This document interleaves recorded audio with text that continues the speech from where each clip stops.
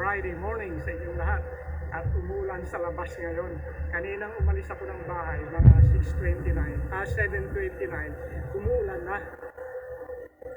Ngayon, tuloy pa rin at napakadilim po ng paligid. Ipapakita ko sa inyo yung salamin natin, yung roof natin. Yan. At dilim.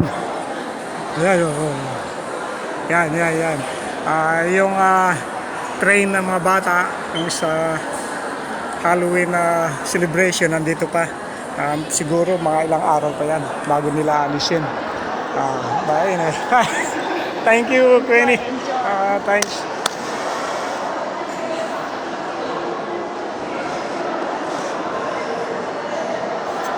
Yeah, yun lang. At maraming salamat sa inyong lahat. I love you all and take care, guys. It's November 1st already. Bilis ng panahon. Maya-maya ilang weeks na lang. Pasko na naman. Anyway, binabati ko yung mga nagbo-birthday ngayon. Happy birthday sa inyong lahat. Thank you, guys.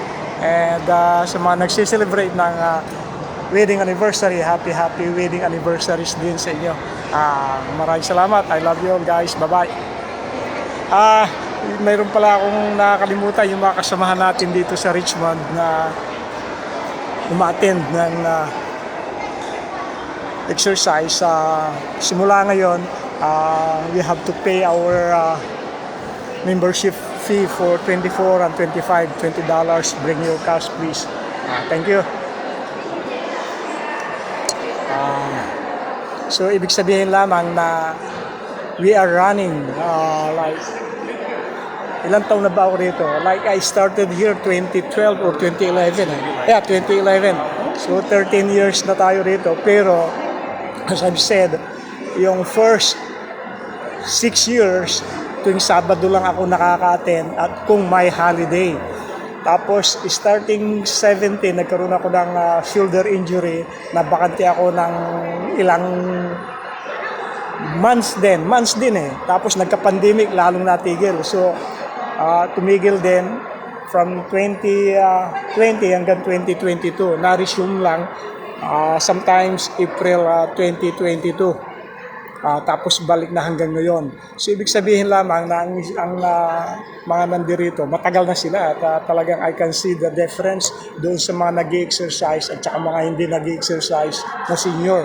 So what I mean here is like, kung ano man ang ginagawa nyong pag-exercise, ituloy nyo lang. Maging consistent tayo sa pag-exercise kasi kailangan ng ating katawan yan, butot muscles, lalong-lalo na nang tayo'y nagkakaedad. Yeah, maraming salamat. Yun nga, reminder, yung mga magbabayad na, ayun, andun yung leader natin. Laging nakahanda yan eh. Anyway, yeah, thank you guys and I love you all. Bye-bye.